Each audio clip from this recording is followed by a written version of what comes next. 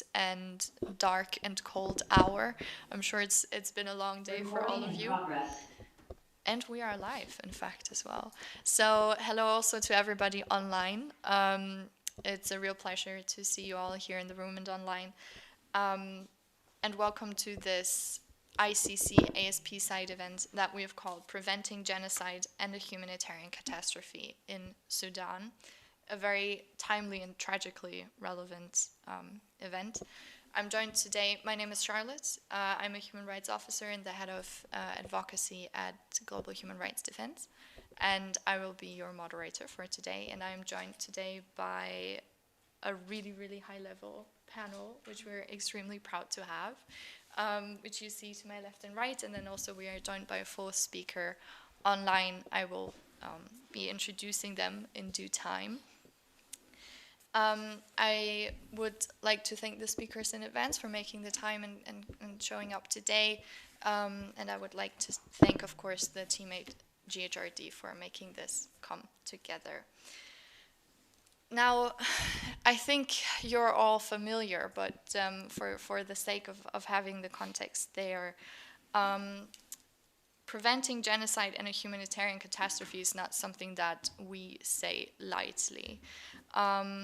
I think we all know that the Sudanese armed forces and the RSF have been at war in Sudan since April 2023, I'm sorry. And since then, it has developed into one of the largest, if not the largest, humanitarian crisis that we currently have on record. According to data from the IOM and the UNHCR, 30 out of 48 million Sudanese people currently require humanitarian assistance. We have 9 million internally displaced people.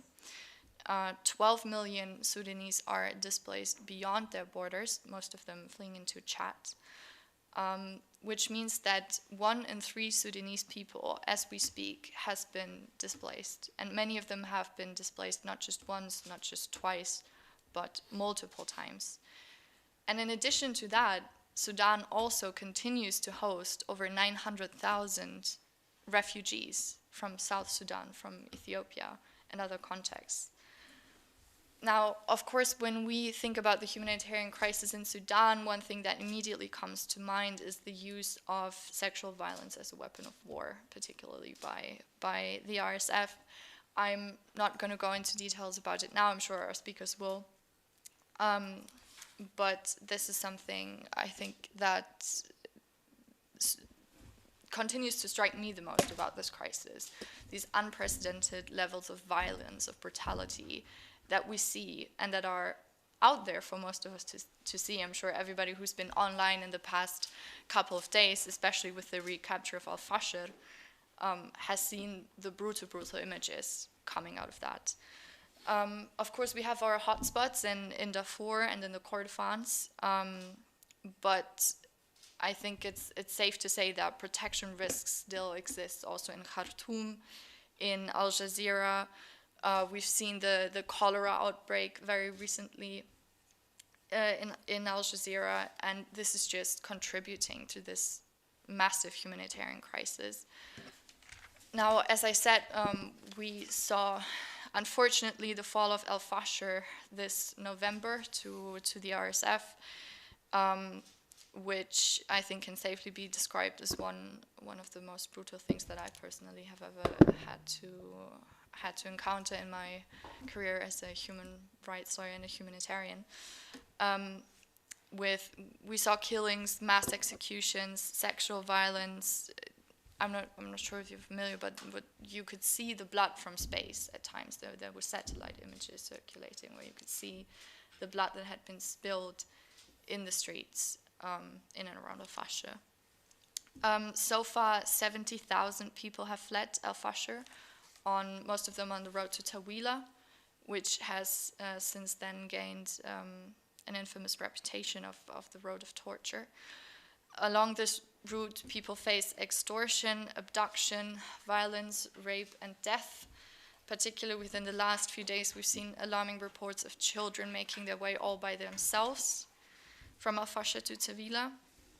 And 200,000 Sudanese citizens remain trapped in Al-Fashir and they face acute food insecurity. The IPC5 condition of famine has been confirmed recently. And this means, concretely, that 2 adults and 4 children per 10,000 inhabitants die each day. And I think we need to keep in mind that there's 200,000 people left in Al-Fasher, so I'll let you do the math of that. What we have seen, and speaking from a humanitarian point of view, is that moving aid and also humanitarian workers, specifically through the Adra crossing into Al-Fasher, remains extremely dangerous.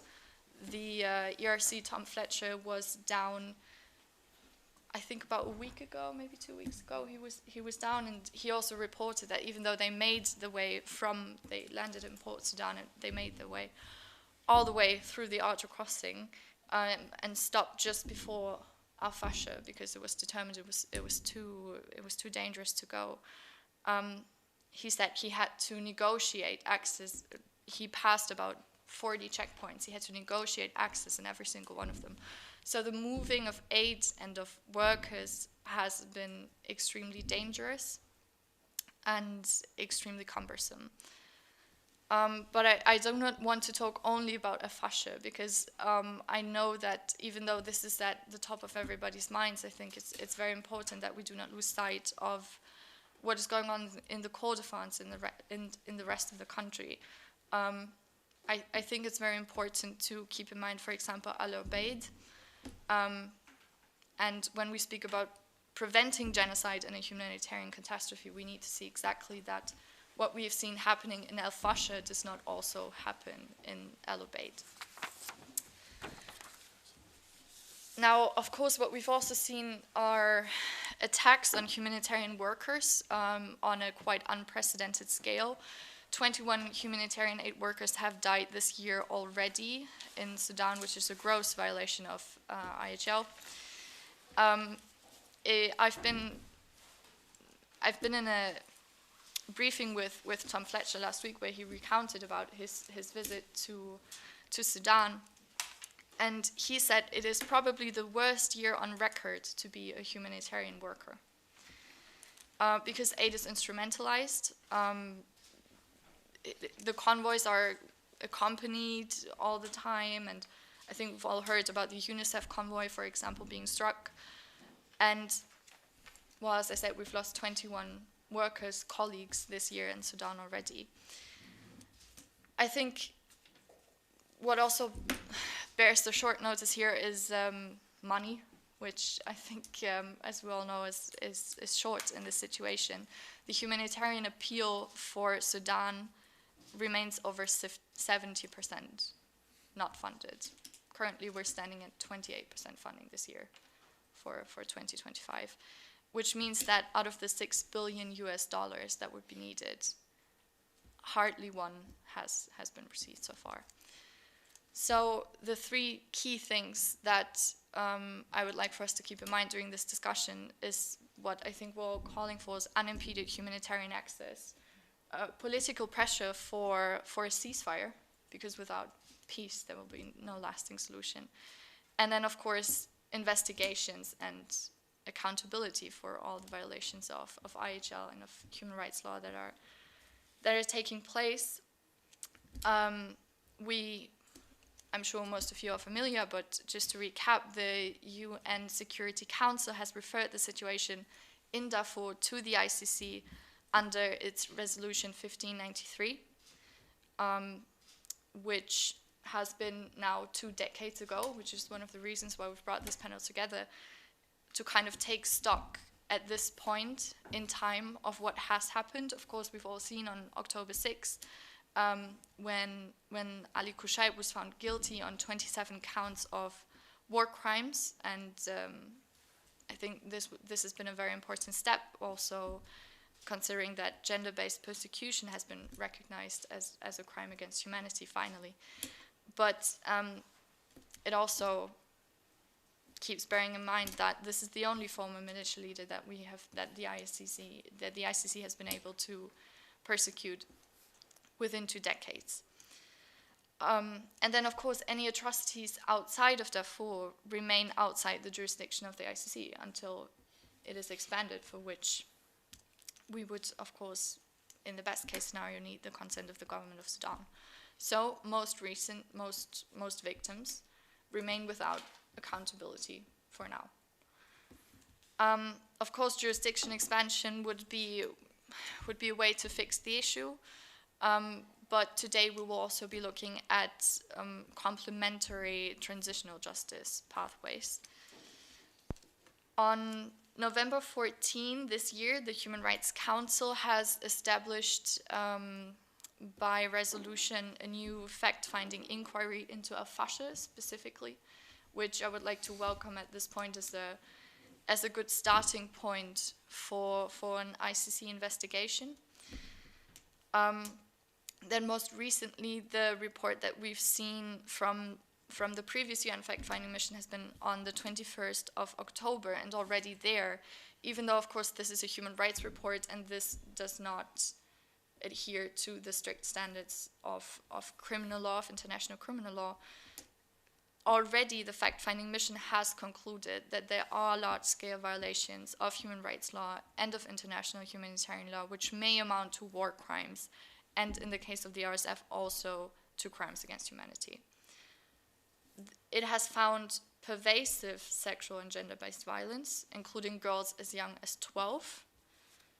Many of these targeting non-Arab communities, specifically with an ethnic dimension, so the people, the Fur people, the Masalit people, bear a very disproportionate burden. The report from the fact-finding mission also documents systematic destruction of essential infrastructure for survival. And this is all, in light of this, I think it is all the more important that we start talking concretely about assuring accountability and reparations for victims, because at the end of the day, the credibility of the international system as a whole is at stake here in Sudan. And now I think I've spoken enough. I've given a bit of a lengthy introduction here.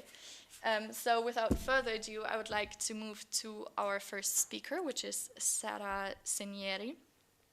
And Sara is an international human rights lawyer who provides legal representation and strategic consulting to individuals, corporations, governments, and non-governmental organizations. Her areas of expertise include international law, human rights, war crimes, cross-border finance, and foreign policy. And she serves as vice chair of the War Crimes Committee at the International Bar Association, which promotes global justice and advances the principle of accountability with a focus on atrocity crimes and international criminal law. It also offers a forum for practitioners and scholars, along with reliable resources and an international network of experts. Sara will be outlining the challenges related to evidence collection in Sudan, the documentation of atrocities, and the work of the UN fact-finding mission. So without further ado, Sara, you have the floor. Thank you, and thank you for that wonderful overview about Sudan, and thank you to all of you who are here. We actually did change things. Emma's going to talk about investigations and fact-finding. I don't know if you want her to go first, and then me, or if you want me to just go ahead and talk about accountability. Then and such. You go. Okay. Great. So you've heard quite a bit already about just the scale and the depth of the atrocities in Sudan, a conflict that has been ignored both back previously, but also now with the rise in hostilities. I think what is most important to keep in mind as we talk about accountability in Sudan is the fact that the crimes being committed are very individualized. They are very, very personal. These are more one-on-one offenses that you're seeing, which when you contrast with conflicts like Gaza, where you have just widespread atrocious bombing campaigns of civilian areas, the crimes being committed in Sudan are very, very personal. And that is something that I think we need to keep in mind when we do talk about accountability and reconciliation and rebuilding of the country. I'm not going to go over everything that Charlotte so eloquently explained, but a few things I just want to add on the ICC mandate. Yes, we need to expand that, but as we all know, the UN Security Council has been just at an impasse and is one of the biggest frustrations to international criminal justice. Uh, if and this is something we're heavily pushing the UK on, given that they are the pen holder, but if we can expand that jurisdiction, but I don't think the focus, and it may be faux pas to say that as we sit here, but I don't think the focus should be on the ICC. They certainly have an important role to play, but I think that we need to think creatively at this point. Additionally, when I was in the region earlier this year, as I've worked with a lot of the Sudanese diaspora, and Mu'tasim, I'm sure, can talk about this as well, there is a lack of hope and faith in the ICC from almost every group that I talk to. They feel that the ICC has failed, that it will not do anything, and they do not expect to see justice from it. And so I think that's also a very important thing that we keep in mind as we think about what we want to do. One aspect that I do think the international community can address, and can address it immediately, is the use of targeted, individualized sanctions. Granted, and in that vein, understanding that, as we sit here with a court that is under sanctions from the US, the UN has had sanctions regimes and an arms embargo on Darfur. Those need to be expanded. The individual sanctions need to be expanded. We've seen the US and the EU, I believe Canada as well, has imposed some limited targeted sanctions on individuals and most importantly companies.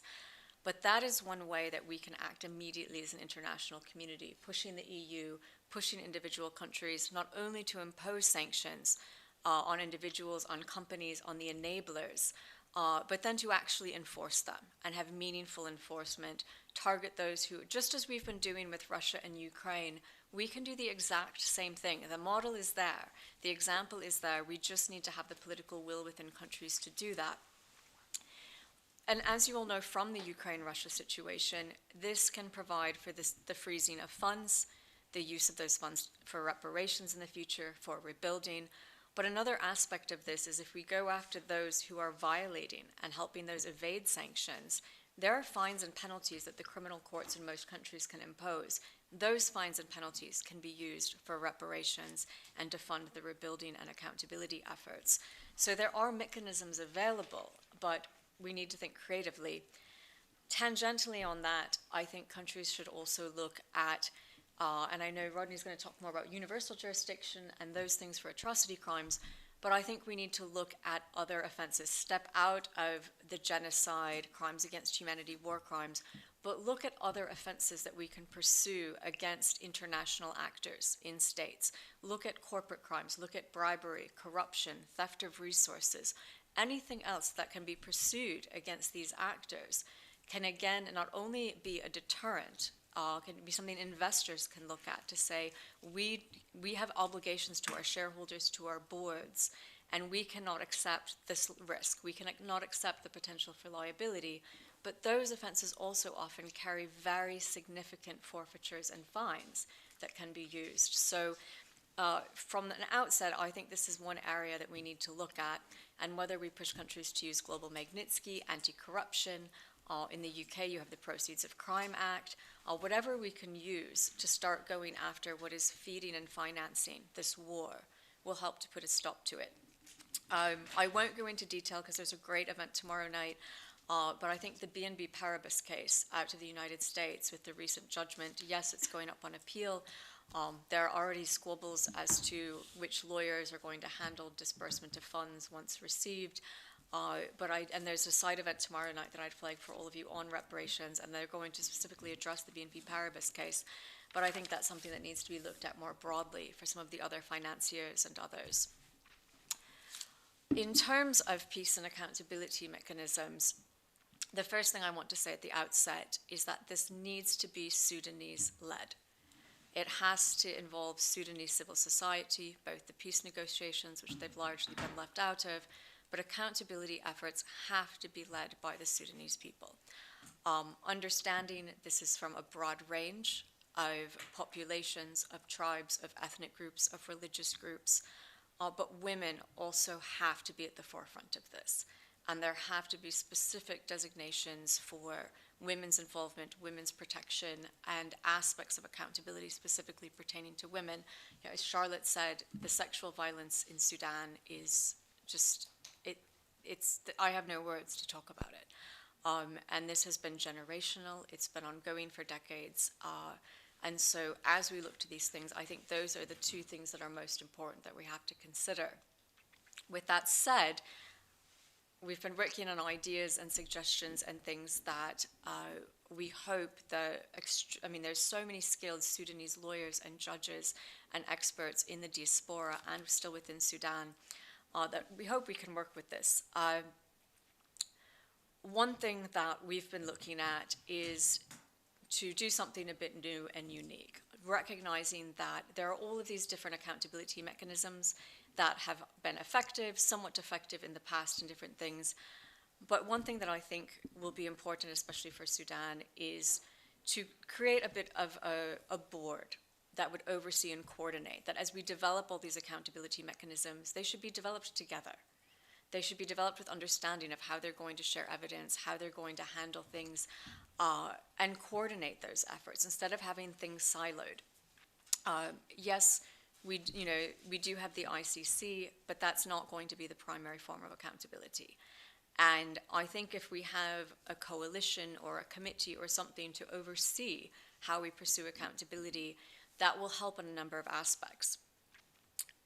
There have been a number of proposals for a hybrid tribunal. Yes, the creation of tribunals is expensive, but I think something that has been effective in other scenarios in the past but could be very successful for Sudan is to have a hybrid court within the Sudanese judicial system. Yes, there are reforms needed. Yes, there are issues in their laws, but having a blending of domestic and international with an eventual transition to a domestic-only tribunal. Legislative reforms will be needed for this. Some of those have been started in Sudan, but then with the resumption of hostilities in 2023 have gone to the wayside. But there are also concerns with Sudanese law where it doesn't conform with international law and international standards. There are wide immunity provisions, which would allow for the avoidance of accountability by a number of perpetrators in the security services, military, and government, and so that is something that would need to be addressed.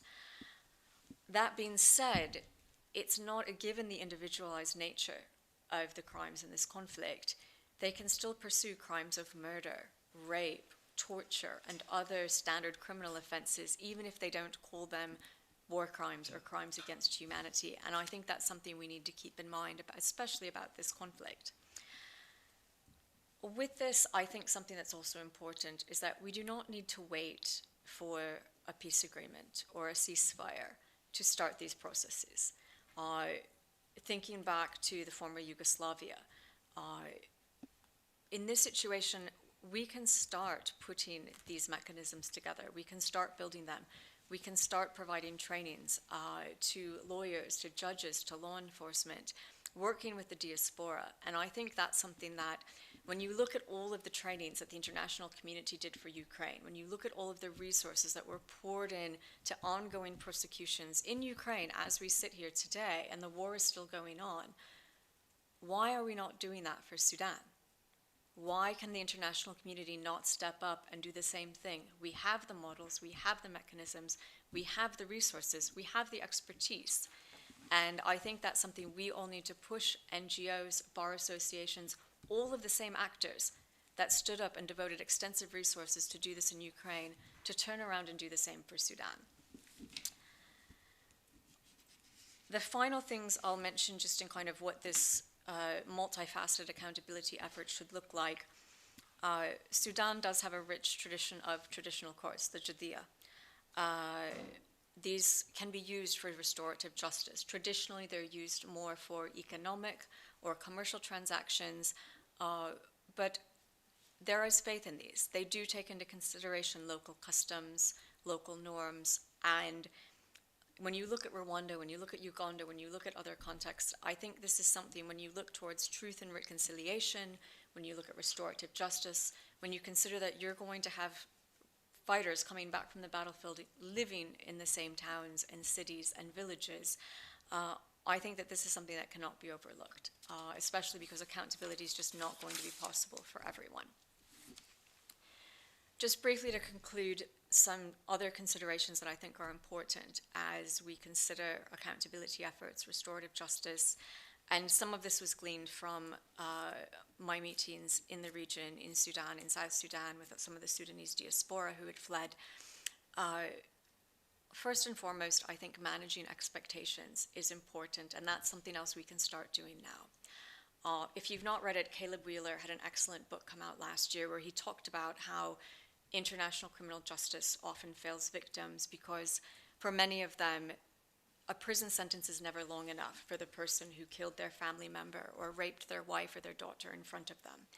And working with survivors, working with victims' families, and helping them understand the limits of justice and accountability and how to manage what they will expect from these processes, I think is something we should also start working on now.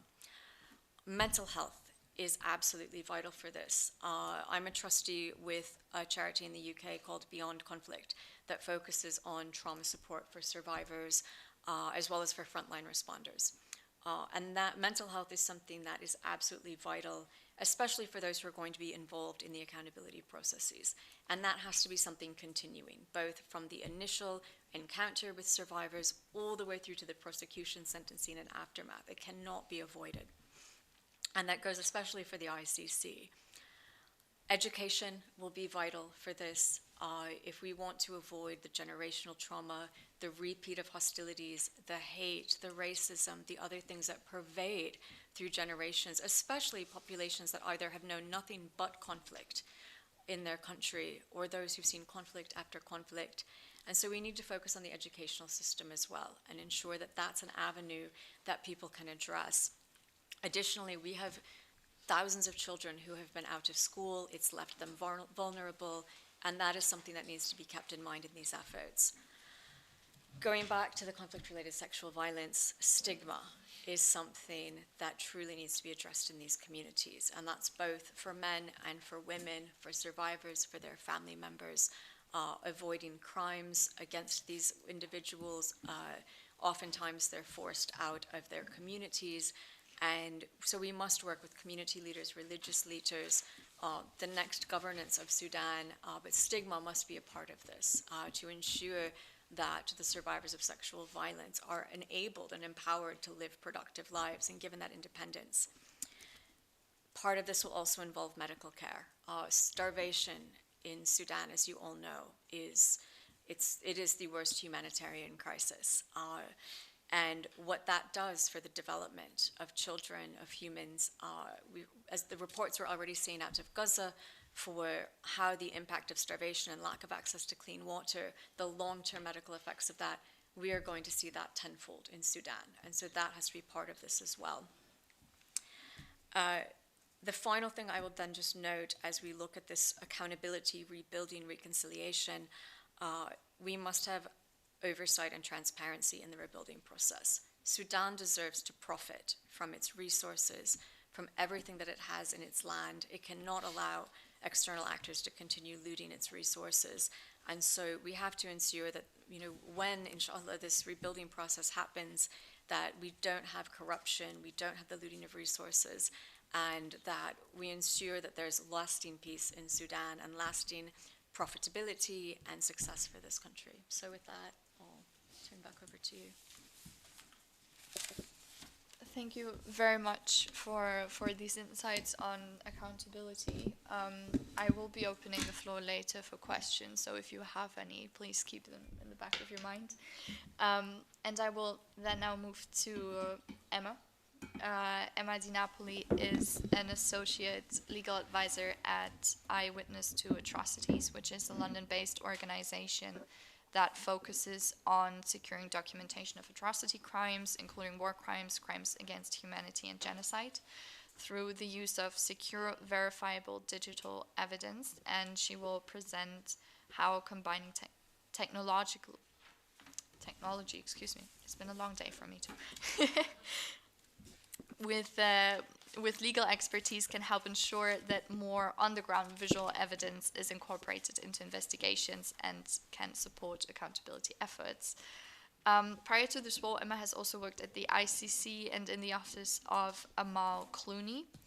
And she also worked at Redress in London, where she led the organization's work on transitional justice in Sudan. And her work there included developing strategic litigation, preparing sanctions missions, and coordinating advocacy. So please, Emma, the mic's yours. Thanks so much. Hi, everyone. I thought I would start by, and thank you for the introduction. I thought I would start by taking liberty of just explaining perhaps a bit of Eyewitness's work and what Eyewitness is, and then talking about some of the challenges facing documenters in Sudan and what that means for the sort of evidence that emerges from Sudan. I will also note, though, that we have several fabulous human rights defenders from Sudan here in the room, so they are actually the best positioned to speak to these, and I think maybe especially in the Q&A it would be good to direct questions to them. I'm looking at everyone on this side of the room. But so Eyewitness to Atrocities is an initiative that was started and housed within the International Bar Association. And we essentially run a controlled capture application that allows documenters to take footage with embedded metadata that can't be altered.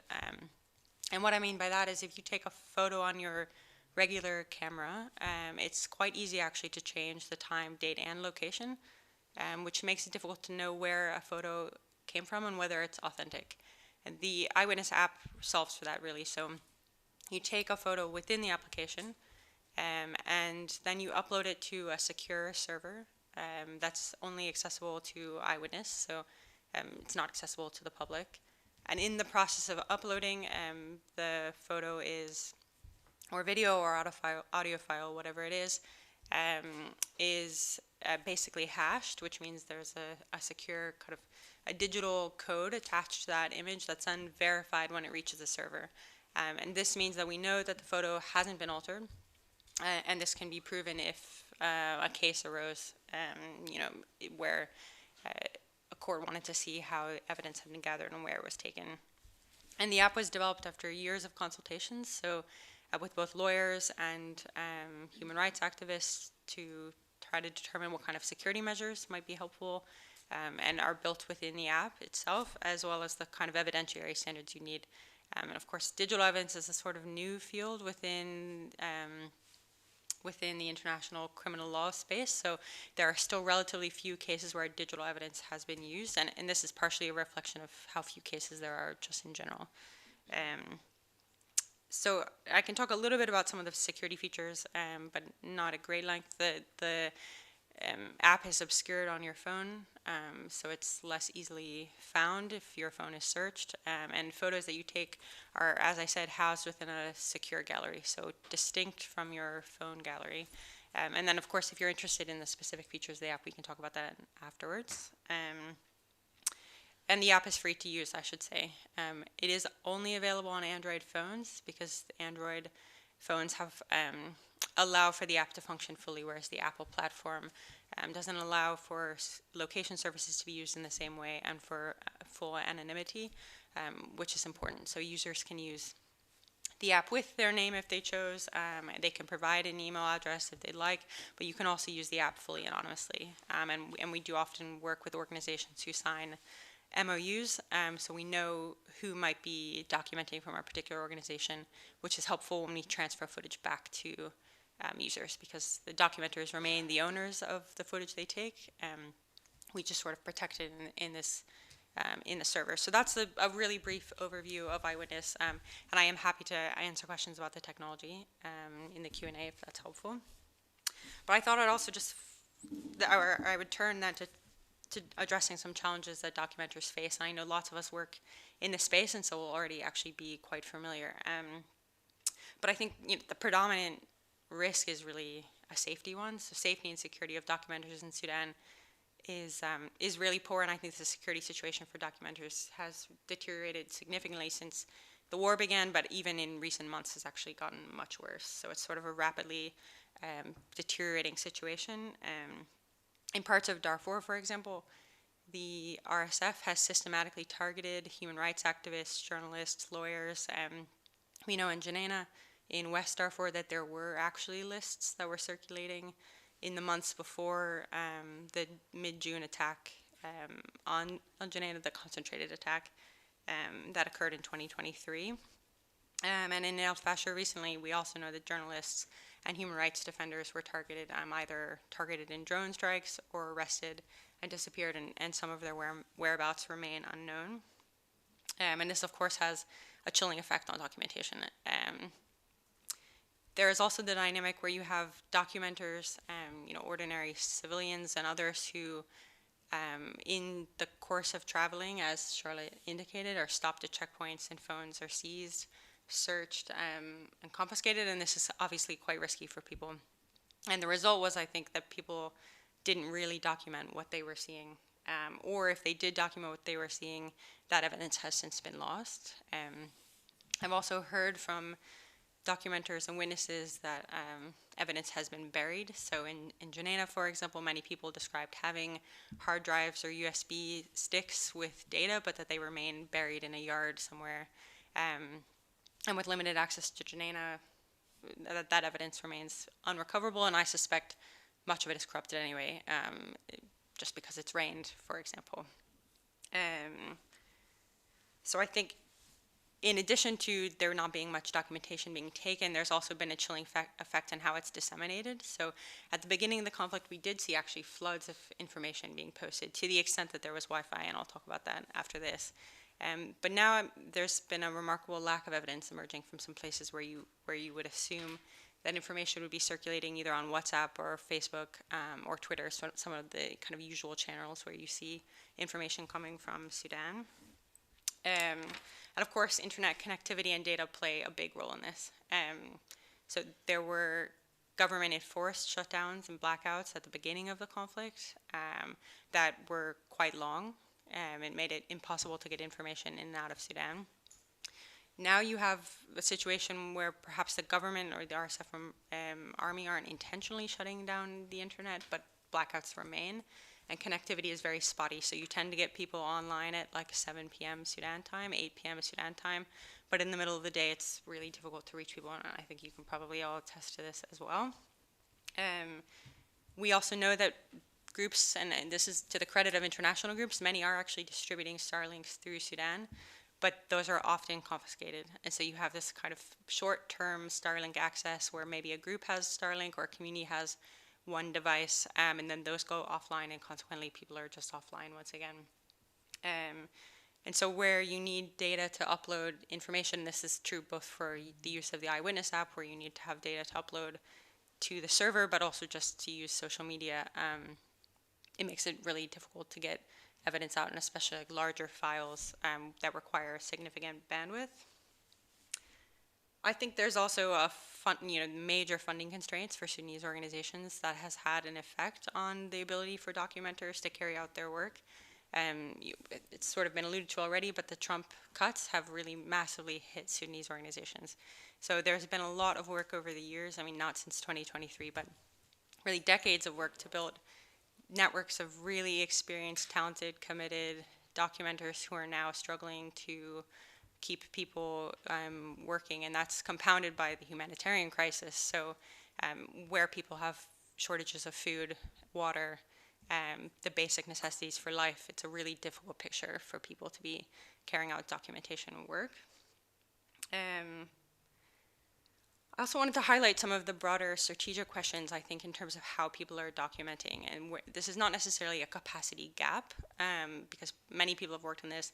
Sudanese organizations have talked about this for a long time, but in the absence of really clear accountability mechanisms, so okay, you have the ICC in Darfur, but in other parts of Sudan, it becomes difficult to know for what purpose you're documenting, and this has implications for the kind of evidence you're gathering.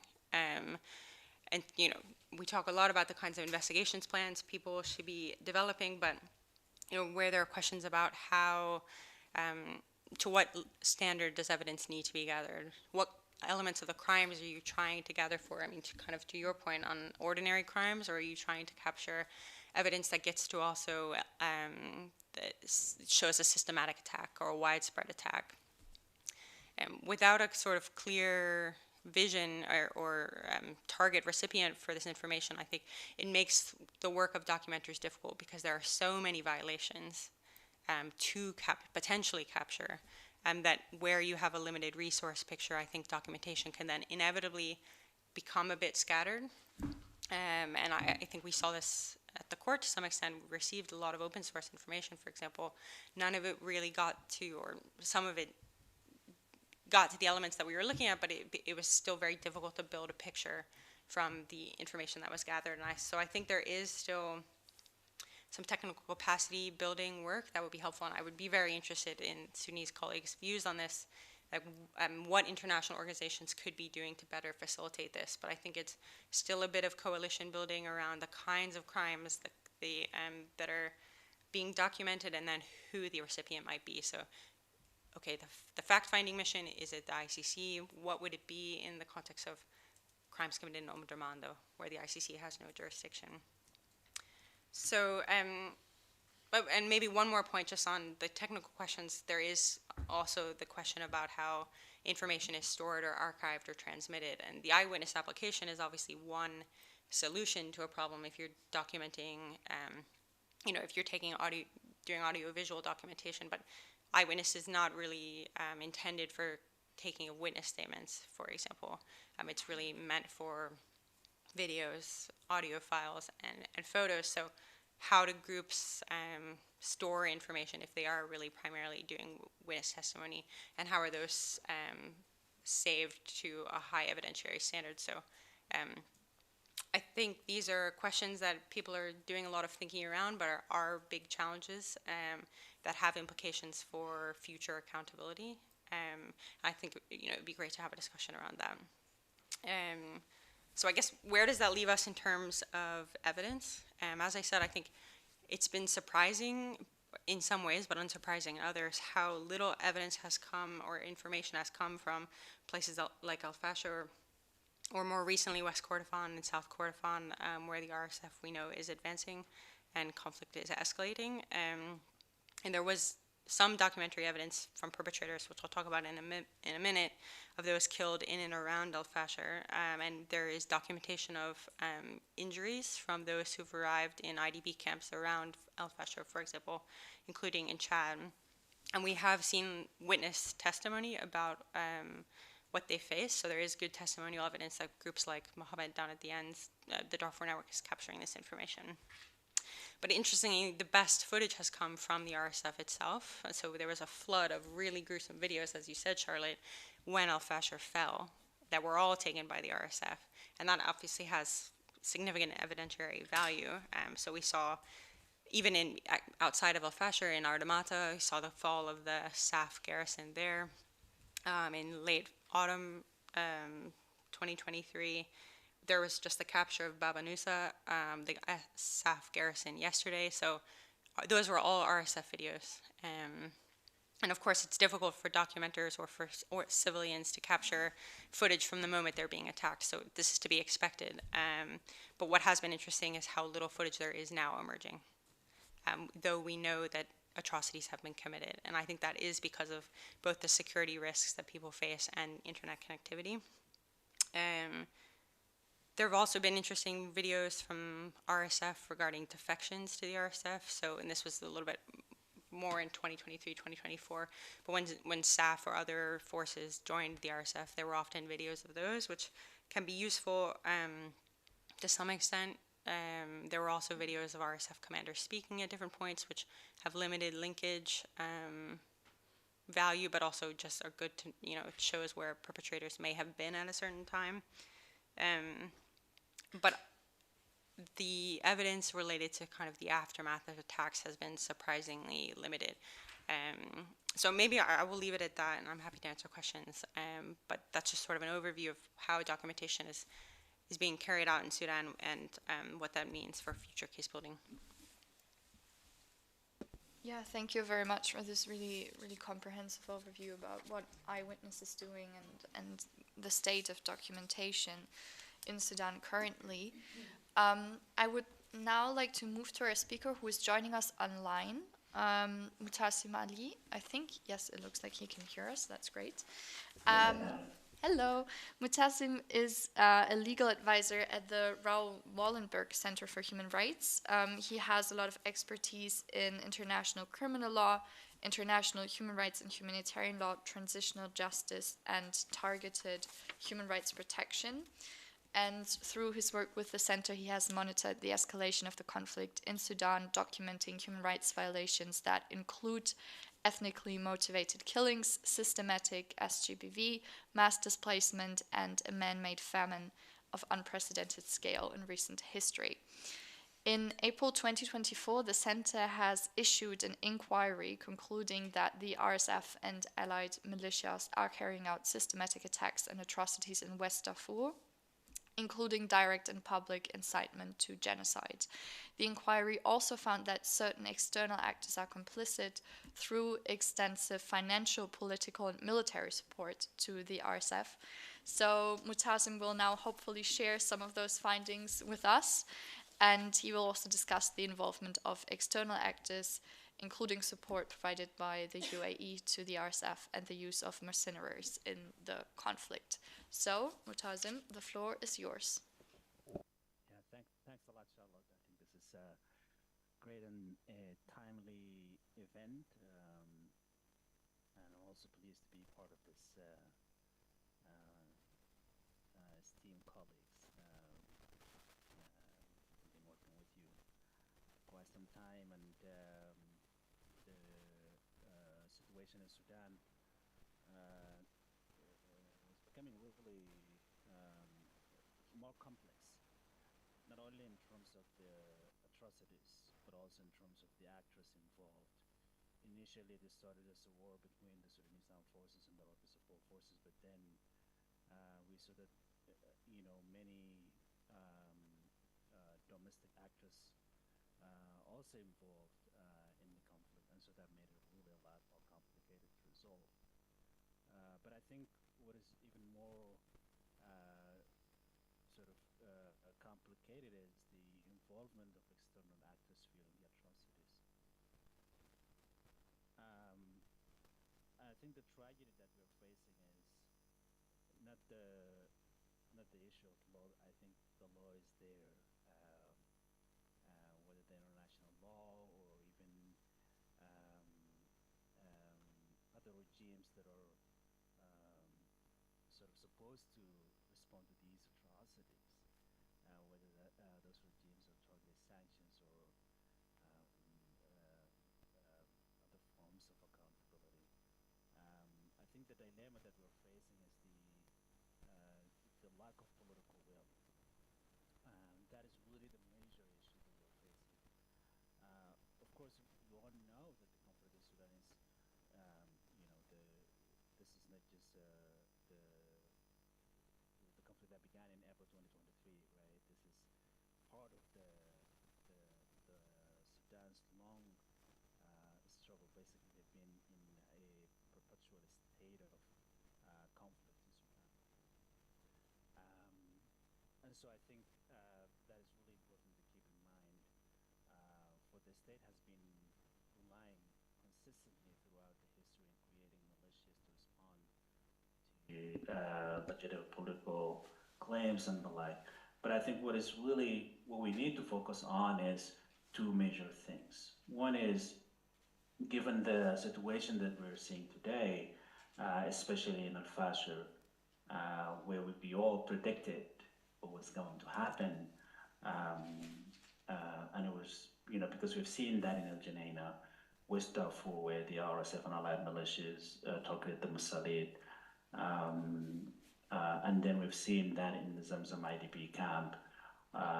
We knew that Al-Fashir would be even worse, in the sense that Al-Fashir is in the middle of nowhere, so basically, targeted groups could not escape to nowhere, basically. A lot of people now in Tawila, which is about 60 kilometers away from Al-Fashir, and Tawila itself is not a safe area.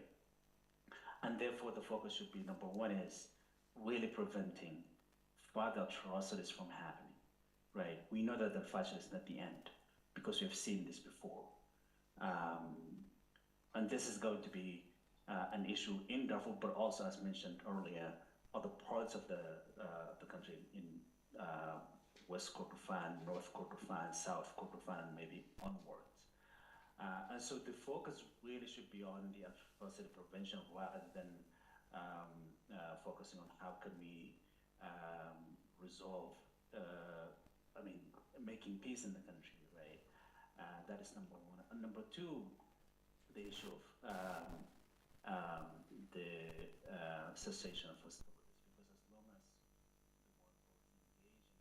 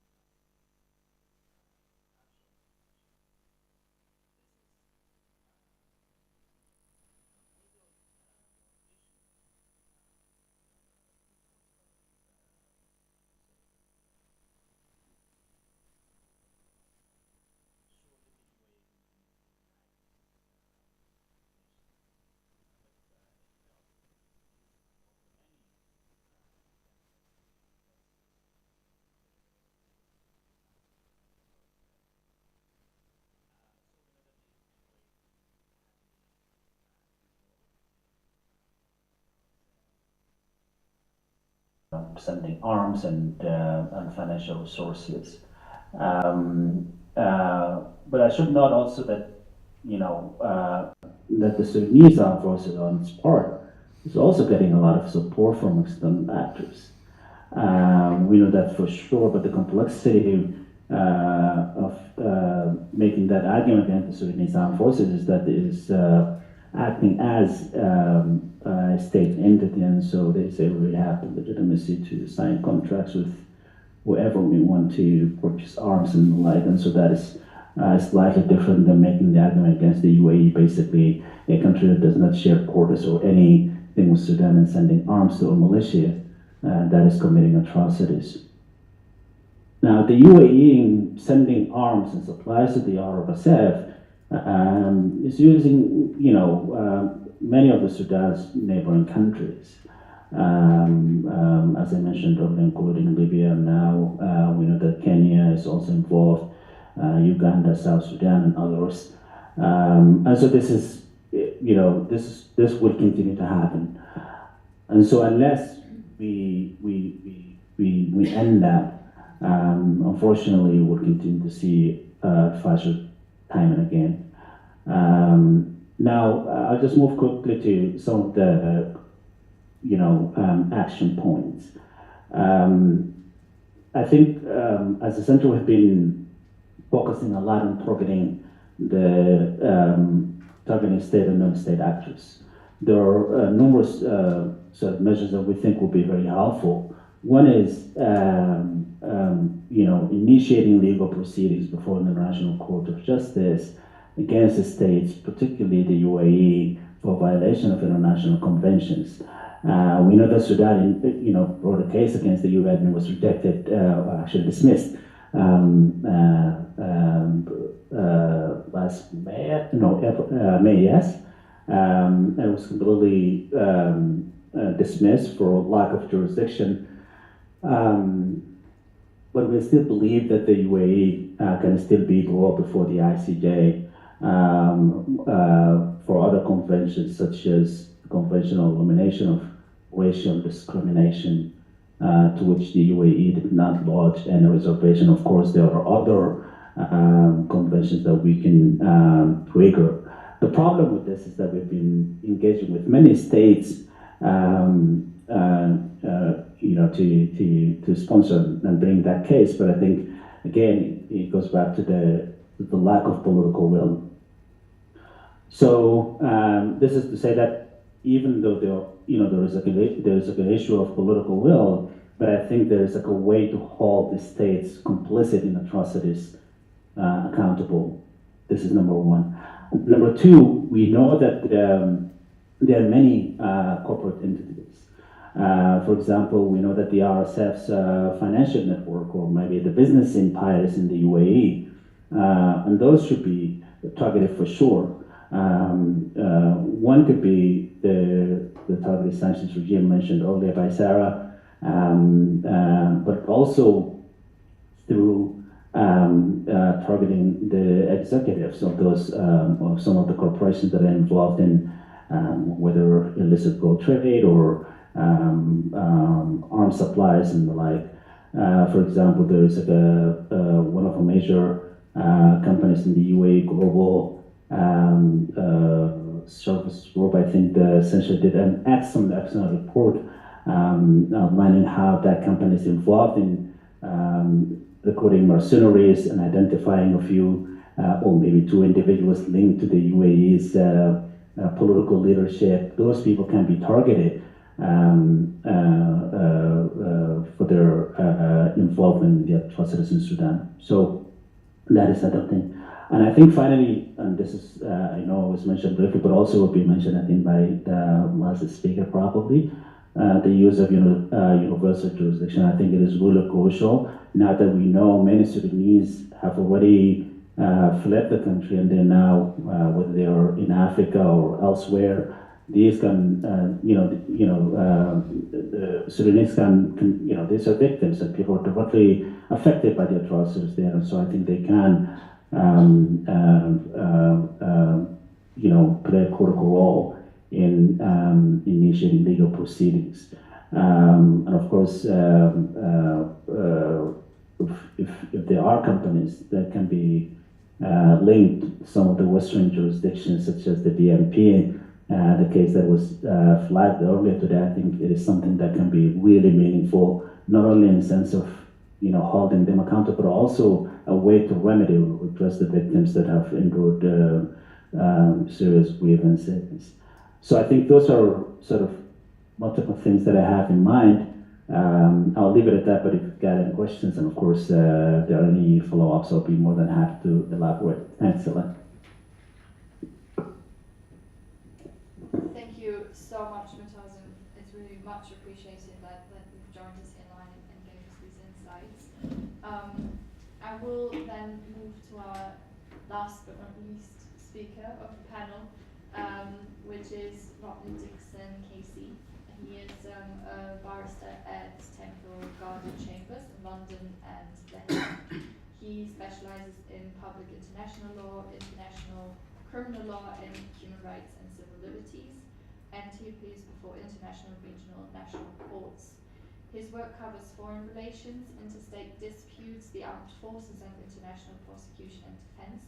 He also has extensive experience with universal jurisdiction cases in multiple countries, and he will therefore talk about available legal avenues, including the mandate of the ICC, and explain the challenges surrounding universal jurisdiction cases, as we've already hinted at, and highlight some issues related to victim protection. So without further ado, Rodney, the floor is yours. Thank you. Thank you very much. And thanks to all the speakers for highlighting what is at the moment a sort of staggering amount of inaction in all quarters. I just can't believe that if the kinds of gruesome atrocities that we see were taking place in Europe or in the West, that there'd be this little being done about it. We see statements being made. Our Foreign Secretary in the UK recently said there must be accountability, but absolutely nothing happens. And you talk about universal jurisdiction. Well, if you go to the police, I wouldn't even say 9 times out of 10, 10 times out of 10, they probably won't do anything to really take up the challenge of investigating and prosecuting, which I can't believe would happen if we saw these kinds of crimes on the streets here or in London or in Europe. So it is sobering knowing what our starting point is. And I want to offer some insights, having been somebody as a practitioner working in this area for some time, representing lots of different bodies and individuals, particularly in the Sudan situation, South Sudan as well, but looking at how these institutions work, what are the real possibilities internationally and nationally.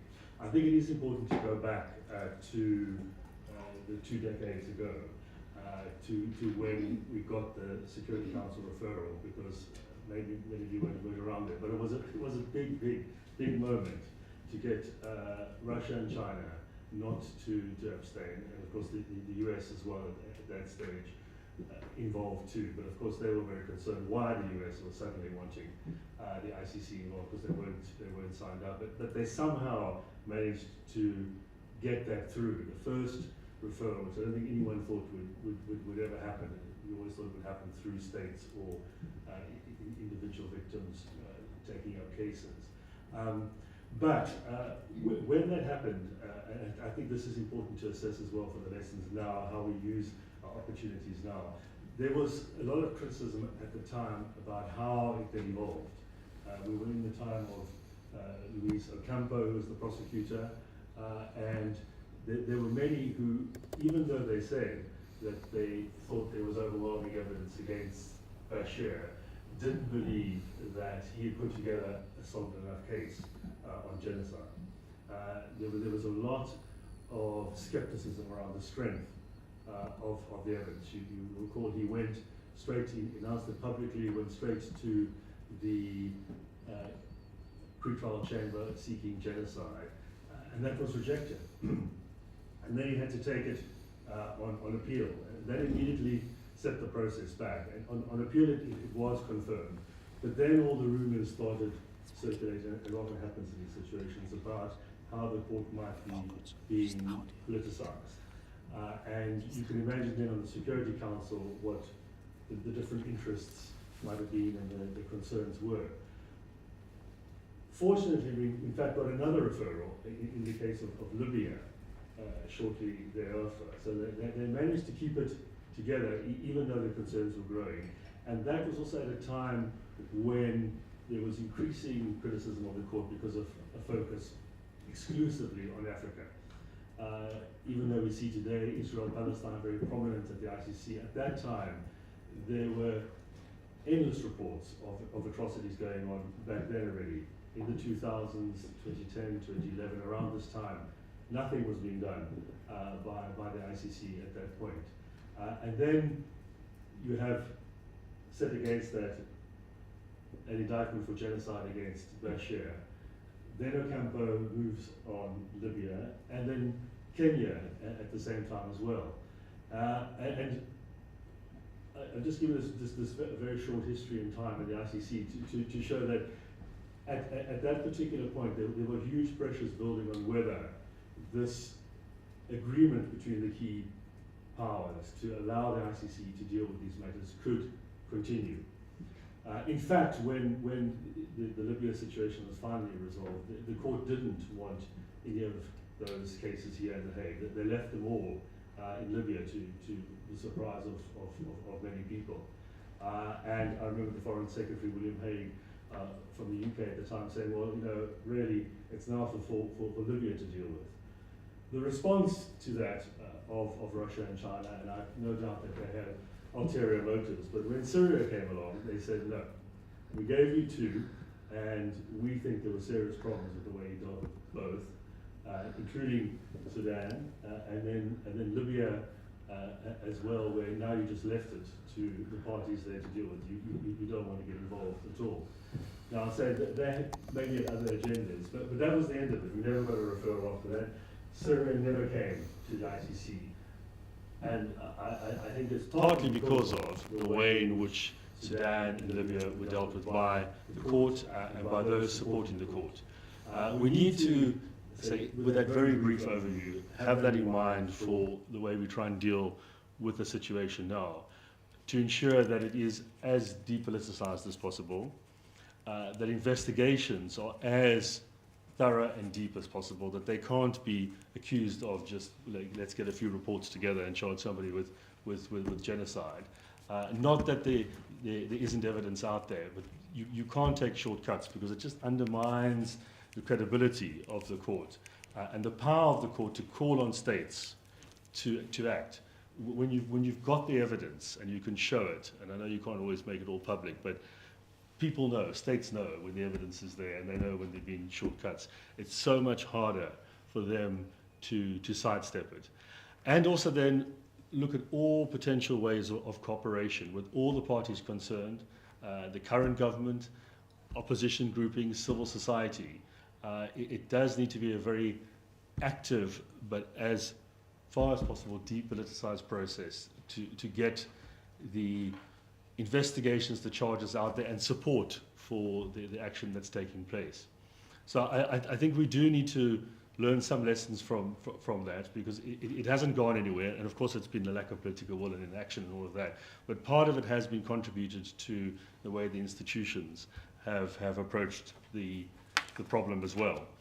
I think, therefore, two key features which shouldn't be lost in this, which I know have been highlighted, but I wanted to emphasize again, because very often they are not talked about, is the foreign involvement of outside actors. And there are many, but the primary one, as has been stressed, is the UAE, a very, very powerful and rich country that all of our governments do billions of dollars of trade with, own half of our buildings and our big cities as well. And therefore, it's very sensitive. The EU, I think just last week, didn't include the UAE in its resolution on Sudan. You know, for that reason alone, there were a lot of articles about huge lobby groups going in to prevent that from happening. And we've got to make sure in the criminal justice sphere that in a totally unpolitical way, those who are behind the conflict are properly investigated.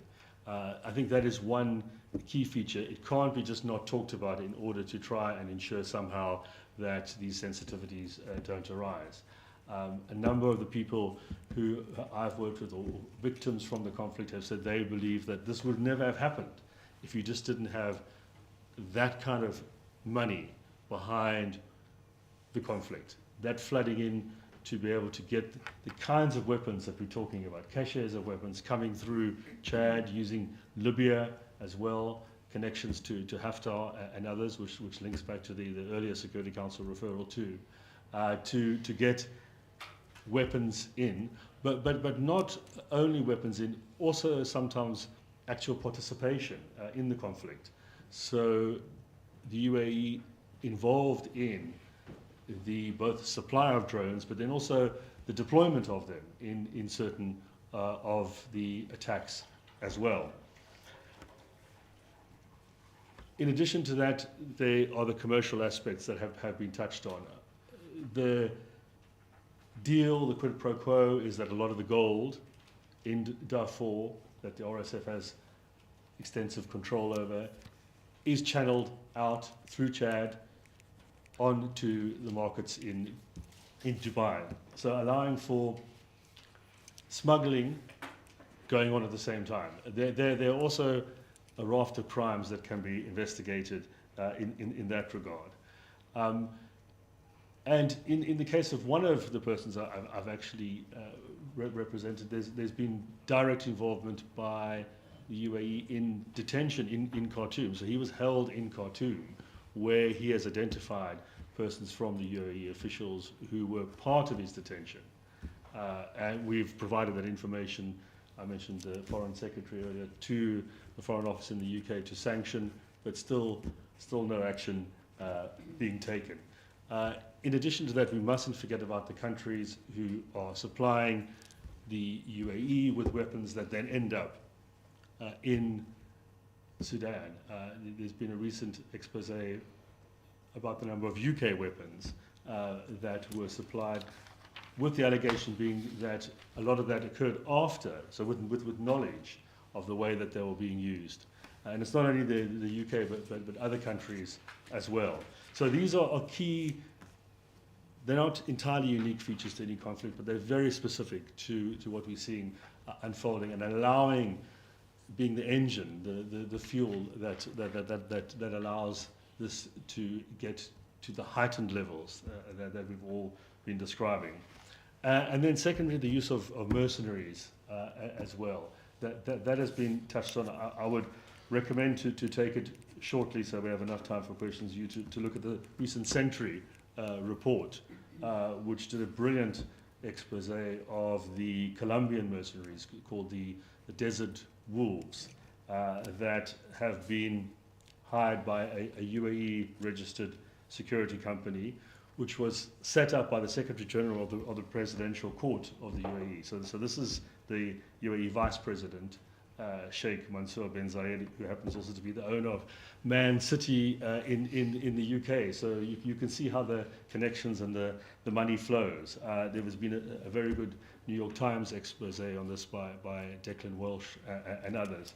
But that is another feature of using these kinds of mercenaries to unleash the terror that has been experienced.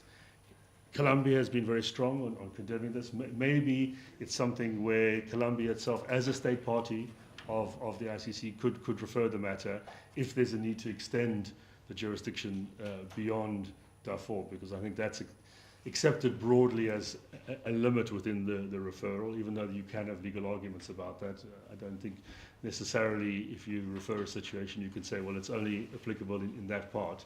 But then there are other ways of getting around that through state referrals to ensure that the jurisdiction is as broad as possible. Lastly, then, let me just focus on universal jurisdiction, because that is an avenue through which a number of these investigations can be undertaken by our national authorities. Many countries have the capacity to do this, but also there are a number of possibilities when persons leave Sudan and are actually living abroad. In the UK, we've identified a number of persons who are regularly on social media congratulating people who have participated in the killing, spreading these awful, gruesome videos around and encouraging others to do further acts. So those are matters that we're looking to take up, and I know in many other jurisdictions that is occurring. The difficulty is the appetite of national police forces to investigate these matters. One, you need to have investigated it as far as possible yourself beforehand. You need to approach it more like a private prosecution, as though you're ready to bring the case yourself, because they simply won't start something from scratch. But then, even then, huge pressure has to be applied through all mechanisms, making it as public as possible, where there's is pressure to do something. Very, very often, or the embarrassment factor will lead the police to take action. It's got so bad now, unfortunately, that we are starting to see some greater possibilities of things happening. So that is another very, very important avenue to pursue. So I would say investigation in the most thorough manner is key for the ICC, but likewise also for universal jurisdiction. We have to make sure that when we put forward these cases, we know who is responsible, of course, but it has to be backed up so that there can be no doubt, and that builds maximum pressure on action to take place. Thanks very much. Thank you very much, Rodney. I think that was very enlightening and very refreshing for all of us to have in mind these kind of more complex legal concepts, so to say.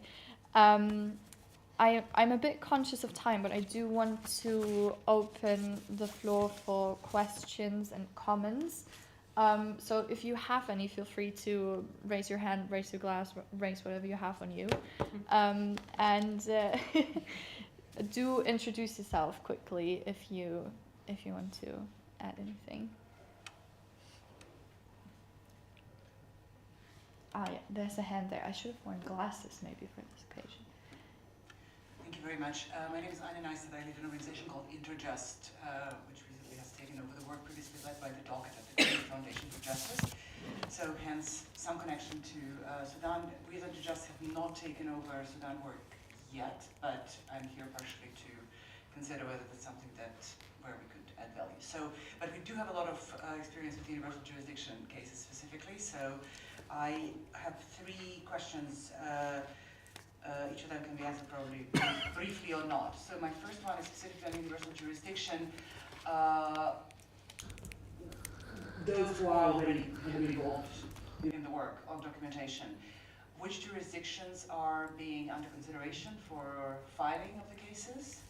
And because obviously there are pros and cons on many of them, so it would be really good to hear if something's already on the table. The second one is, of course, survivors and witnesses. My understanding that, unlike, for example, the cases that we're leading on Ukraine, there are immense risks and obviously much more reluctance from witnesses and survivors to participate. So how can we overcome that in a proceeding that cannot really be anonymized beyond a certain point? And my other 2 questions are, one is related. So that's obviously the dilemma that we're facing in the Ukraine case as well. Sanctions versus universal jurisdiction cases, right? Because either you try to get people on sanctions list so that they cannot travel, or you try to avoid them being prevented from travel so that they can travel and can be eventually apprehended, right? So just, I understand the value of both approaches, but in some ways it's one or the other, and I'm keen to hear from you. And the last one, very specific technical question. All of the evidence coming out of RSF itself, the videos, I understand that CIR is one of the organizations, Center for Information Resilience, that is sort of capturing it. Are there any others who are actually saving, archiving all of that at the moment? Because it sounds like it might be a matter of time until it starts disappearing, so I'm curious whether anybody's fully on it. Thank you. Thank you very much. That was an extensive list. I'm happy to take your questions as well and then pass them all back to the panel. Thank you very much. Thank you so much to this panel. My name is Julie Bardesh and I work at Redress. I'm a senior legal advisor there. The panel was really excellent and touched upon so many issues. It was really enlightening. So thank you for all of this, to all of the speakers and the organizers. I just wanted to highlight a paper that was prepared by our partner, International Federation for Human Rights on Accountability Avenues for Sudan, and I think a lot of the avenues that you touched upon were very much mentioned and probably drawing quite a bit from that paper, so thank you for that. I wanted to ask you a question on how do you see that we can as civil society actors, mobilize more support for the accountability measures and mechanisms that we're envisaging for Sudan, for the reparation mechanisms. We're seeing, obviously, in a conflict of a very different nature, a lot of mobilization for Ukraine, mechanisms for repression, tribunal for aggression, a joint and investigative team which was set up at Eurojust in order to investigate those crimes. And we would very much like to see a similar mobilization for that huge crisis, yet we're still not seeing it. We are cognizant of the very different nature of the two conflicts and the different political dynamics that underlie them, but still what are some of the techniques that we could apply for more pressure in order to support those mechanisms. And I believe that one focus that perhaps was not mentioned in this room is another type of enabler, which perhaps is, there's also value to focus on, and these are the people who are encouraging hate crime from abroad in diaspora communities. And here I point to Marianne Goetz, who is in this room, to Manai Madam, because they've been very much working on this, and perhaps you can share a little bit of your experiences working on this and how there is value in also pursuing those actors for accountability. Okay, thank you very much. I don't see any other hands for the moment, so I will pass back to the panel. Maybe I will start with the question on how to mobilize support for accountability as civil society. I don't know who wants to. I think it was kind of towards Sarah, so if you want to start, go ahead, please. Certainly, and I think that ties in a little bit to one of the other questions. I think a couple of things are key. I think if we simply look at what all of the legal and human rights organizations and civil society did in response to Ukraine, the letters, the petitions, the offering to run programs, I think that's key. I think putting together similar proposals for whatever program, whether it's victim protection, training programs, legal reform, establishing things, essentially everything that was done for Ukraine, the funding that was provided by governments to NGOs and CSOs for programs on accountability and justice for Ukraine, make those same requests to the governments and point out what they've done in regards to Ukraine and the urgent need to do it. And, you know, basically just the models are there.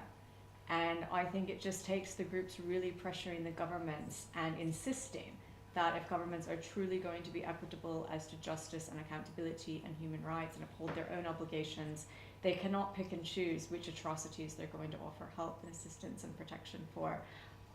So that's really, I don't have a magic wand, but that's really my best advice on that.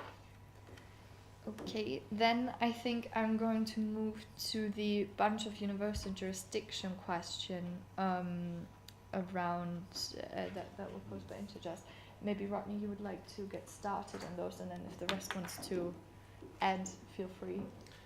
Yes, thanks. I think you can go through a whole range of different options here with different countries.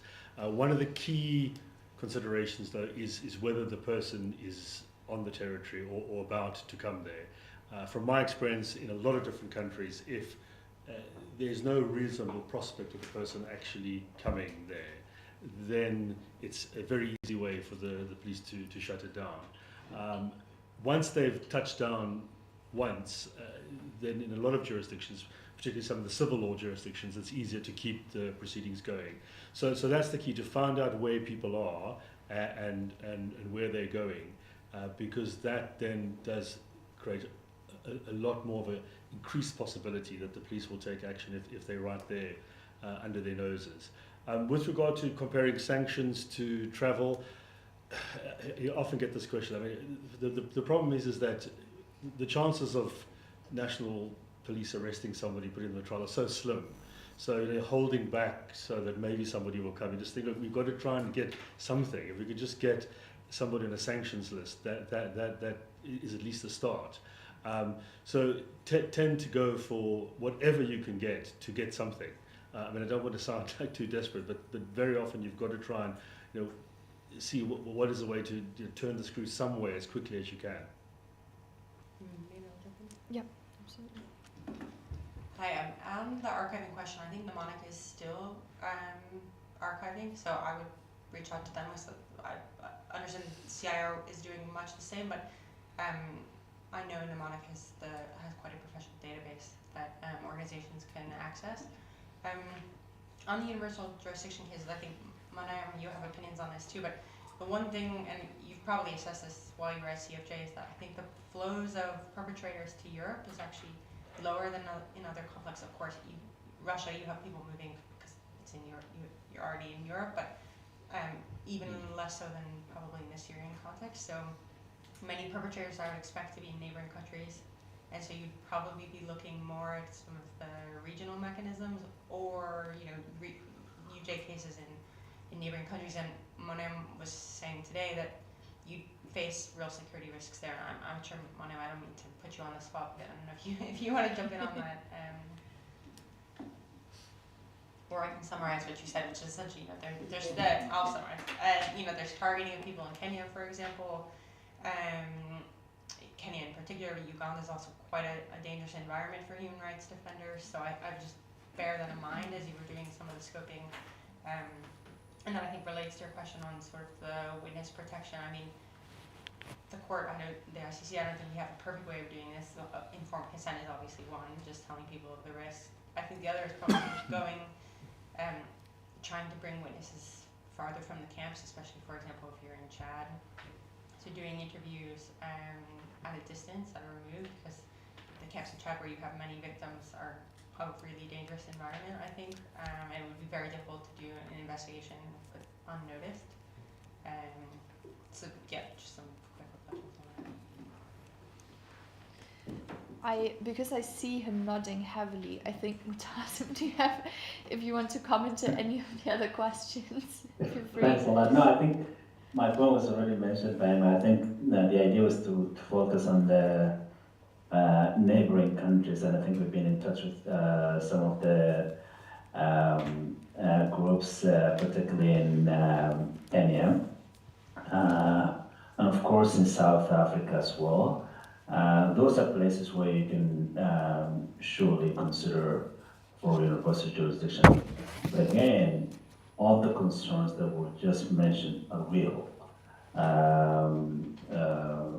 Although South Africa and Kenya are relatively, sort of safer countries in the region, but still we know that there is a repression against human rights defenders and civil society groups that are working on accountability front. It is something that people have to consider. I think another angle is that Kenya is also a host for hundreds of thousands of Sudanese for a long time, not only during this conflict. And so a lot of people may be concerned, anchoring the authorities in Kenya, and that's another challenge that people have to keep in mind. But surely, yes, those are places that you would like to think for universal jurisdiction. Okay, thank you very much. I'm going to look around the room one last time. Yes, I see a hand. Sorry, I'm not wearing a mic. Can I just say it out loud, or? If you want to, yeah. Otherwise, yeah. Maybe. Just. Hi, I'm Prachiti. I'm a legal advisor with Global Rights Compliance, and I have a sort of more wide-ranging general question for the panel, which is so much of food for thought, but with issues such as the need for a robust investigation, as well as issues with documentation and evidence not being able to be stored, evidence being lost. I'm sort of wondering that whether we're facing this risk of, in this urge to preserve evidence and information, we now face the risk of trying to preserve things as they are right now, but then down the line having to re-investigate, re-document, and sort of opening ourselves to the issue of over-documentation. And so I'm just sort of wondering if there are any thoughts on how we can potentially avoid that. Thank you. Thank you for that question. Gonna do a last. Yes, I see. Oh, okay. Yes, I think I saw your hand first, and then I'll move to the back, please. Good evening, everyone. My name is Munaim Adam. I am a lawyer and a senior advisor for the Sudan Human Rights Hub. Thank you for the panelists for the great discussion and all the highlights that we learned a lot, I think, as well from all the points you mentioned. I wanted to make really kind of comments quickly on 3 topics, and I can try to make them really very quickly. First of all, I think really the comment about the sanction versus universal jurisdiction cases. I mean, generally, we don't see the Sudanese kind of like, a potential belligerents troubling to any places, but I think potentially having cases of universal jurisdiction, I really totally agree with you that I think doing anything kind of like, at least like establish deterrent is really important at the moment. We cannot wait for something to be done for the future, yeah, but I think it is important as well too. We have the same approach when it comes to evidence. For example, now as well, kind of addressing, I think some of the, one of the points that Julie mentioned regarding the combating hate speech really to the lowest level. On social media, for example, part of the work we are doing with the Meta as just like to reduce the content from online, just like part of the content moderation. Sometimes we try to preserve the evidence before we send it to them, the report to be dismissed from the online platform, and that I think sometimes really we have to make sure that we collect this. So we created a locally owned archive that's really kind of as well to make sure that evidence are collected, preserved for future accountability. We're facing a lot of challenges with that as well, kind of like where these archives to be hosted. For now, we're hosting this archive at Amazon. We don't know about kind of like, a lot of, last year we did a really great effort with the some US-based institutions, and now that archive can go because it was part of the support from the State Department, and they kind of really issued kind of like part of the executive order that's supposed to be dismissed, and it was dismissed completely. I mean, I can talk about that later, but separately. But that's why. So I think as well, kind of like evidence. I think as well, one of the questions here is about like archives as well. The Sudan Human Rights Hub has kind of like created an archive from 2023 until today, after the war, preserving now more than 37 pieces of evidence from open source mostly. Is really kind of an initiative led by local groups to make sure that these evidence are collected and preserved for future accountability. And as well because we don't know if any evidence kind of like hosted by another organization, how long they're going to be able to host that, or how long it's going to be available for Sudanese to be used. And as well, if that evidence kind of like, because of different organizations have different standards, some, to some degree, sometimes they refuse to make these evidence available to be used for other things rather than their own, like for example, either cases or to share it with the ICC and things like that. However, they're like, yeah, very great international organization hosting some really kind of like evidence that host, like they really can meet a very high threshold, like mnemonic and others. And I think other kind of, I think there is a potential too with eyewitness application because it has the closed source approach. I think that can as well help to have this as well be for future accountability. I think just the point that you mentioned with regard to safety for people who are engaged in universal jurisdiction in the region, I think different people share their opinion, but I think really we've been engaged with within the region of East Africa with a lot of states and prosecutions, especially Uganda and Kenya. They were kind of very open to consider this, but I think mentioned by different people here too, this is really risky for anyone to be involved in the case filing, especially if they're based in East Africa, because I think Mu'tasim spoke about how some of the actors kind of like very close aligned with Kenya and others, and I think this really can put someone at risk. We saw a lot of organizations advocating for something like that to speak with local actors and bring cases, but I think really this can cause more harm than good for the time. Thank you so much. Yeah, thank you very much for picking up on the questions again, and I think it's much appreciated to hear an actual human rights defender's voice in this. That's very nice. And then, without further ado, I want to pass to the gentleman in the back to keep your question. Thank you. Good afternoon. My name is Mohammed Adam Hassan. I'm Executive Director of the Fund for Human Rights. Thank you so much for being here. This is the opportunity really to highlight the situation of Sudan, especially the Darfur region. For me, my organization is focusing the Darfur region as well as to the organization.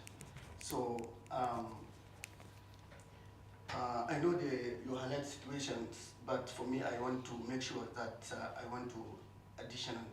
It is the situation is in the four region. It's not just like normal situation. As really, I want to tell you because, like for example, Al-Fashir, since 26th of October up to now, no one have any information about inside Al-Fashir, what's happening, going on.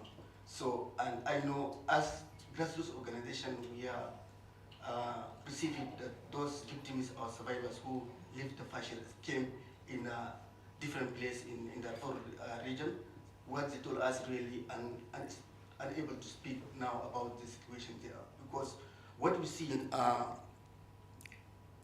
after RSF they attacked the Fashir, the sieging, Fashir sieging more than 18 months or 19 months. This is the really a lot of the violation happening, and drone and bombing and shilling and also starvation of the civilian, especially women and children. Most of them died because even when you see in these survivors, they're eating the animals' food. It's called umbas. Umbas, this food for the animals because fit for animals. So after RSF, they come and they attack the Fashir, more than 10,000 civilians. Up to now, most of them, they put them in detention center. As the Darfur Network for Human Rights, we are mapping, we find 16 places inside the Fashir. This place, the RSF put detention. And every day, more than 10 persons died by torture, by hunger. Some of them, they lack of the health service because this is 19 months. A lot of civilians who are wounded and there, and also no any humanitarian service or health service to allow to entering in Al Fashir. So those when the RSF come in, immediately finish for them because, for example, we have 15 women from the hospital of Sudia. I think hospital of Sudia. This is the hospital. They hosted a lot of the people wounded. So these women, their RSF captured them and took them another place. It's called in Minaberry. This Minaberry, these women, they raped them. 2 women died by rapes. Let's see. Now, this is morning I talk with my friend Ima. Between Fashir and Tawila, now thousand of body now in the bush. So no one come to take them because our team and some civil society organization and CCRC, we are gathering. We are talking about this. We started to gathering those body from between Fashir and Tawila. Even we are unable to collect those all mass graves.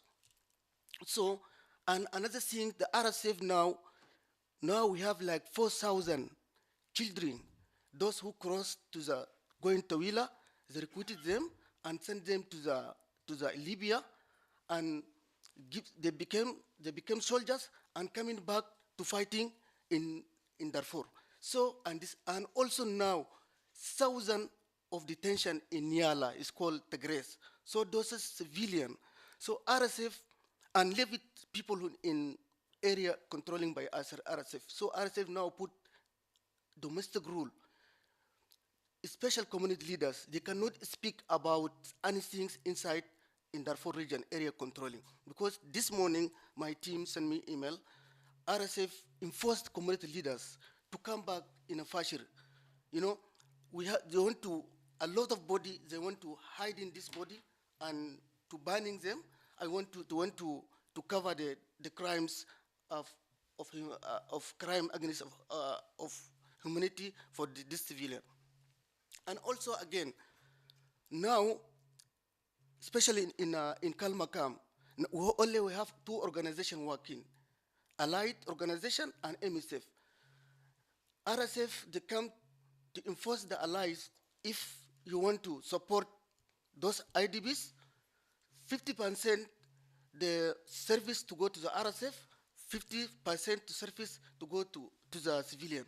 Because this is the now, RSF even to enforce international organizations around now in Darfur region, they to force them to treatment those fighters of the RSF. So most of the medicine RSF to give treatment for the fighters. And civilian here, we have a lot of gap of the health service. So this is the one of thing. For example, I'm very happy Sarah speak about we need to expansion of the university jurisdiction. Yes, for me from Darfur, war started in Darfur in 2003. I was 16 years this time. I was 16 years. So in 16 years, up to now, war now 23 years. In 23 years, we've seen all the justice. We see Ali Kosheb in a court. How can justice to be done? In 2023, we see huge of human rights violations going on. What? 20 years waiting for the justice. Now repeat again. Hope. How? So my organization, from 2023 up to now, documenting 10,000 cases of human rights violation, including sexual violence, including ransom, including torture, including the unlaw killing, and including people who they lost distractions. Firstly, we have 3,000 cases of people civilian from 2023 up to now. Firstly, one of the worst area, crime committed, drone, self-bombing, RSF make drone, and every day we lost. Finally, Fashir now became like totally like Rwanda. We seen our colleagues underground seen. Body still now in Fashir, no one collects them. So that's really, I'm thinking for the extension, the university jurisdiction, I think this is really one of things, key area we can think in how to collaborate in this area. Because now, my office in Kampala, most of the victims can report us, the perpetrators right now in Kampala. The person from the Fashir, they report us, tell us, person who's commit my crime, he's commander in RSF right now in Kampala. So I think this is the opportunity because we can see how the collaboration, because I see ICC, yes, they take process, and as the professor said, we know the ICC now a lot of challenge we've seen, even US put sanction. And so, but for university jurisdiction, I think this is the key area we can focus because we've seen the victims of Darfur. They cannot waiting 20 years, waiting 20 years ago, and now waiting for the ICC to can make justice. Yes, we believe ICC can make justice, but a lot of challenge, but we can see how we can make support, rapid support for this situation of the civilian of Darfur. Thank you so much. Yeah, thank you very much for that comment, and also thank you very much for the more than vital work that your organization is doing on the ground. I think we can all sit here comfortably discussing things, but at the end of the day, that kind of work is what matters and what gets us results. And also your resilience is very inspiring, hearing that you were 16 when this war started. But I think we also need to acknowledge that even though the resilience has been absolutely inspiring, the resilience will not be enough.